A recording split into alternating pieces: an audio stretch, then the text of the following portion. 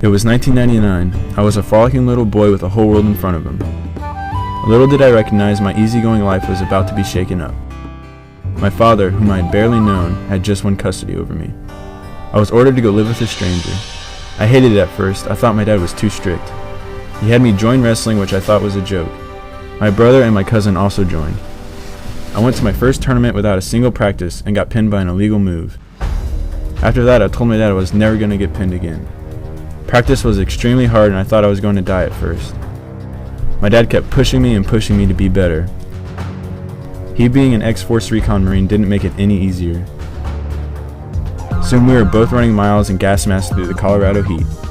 I never thought I could do all the things I was. I started winning matches, not out of skill, but out of pure will and determination.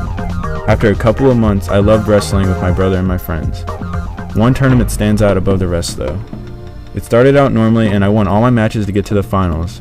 Nothing abnormal here, but when I walked up to the bracket to see who I was wrestling for first place, I saw the name Anthony Romero, my best friend.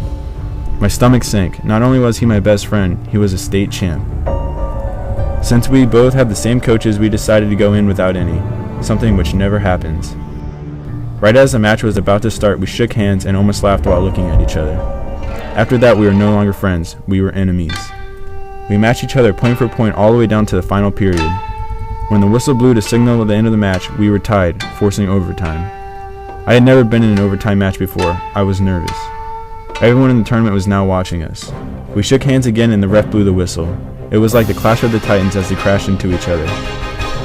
It was now or never. First person to the ground loses.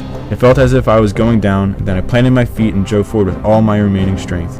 Our bodies slammed to the ground and the ref blew the whistle. I had won.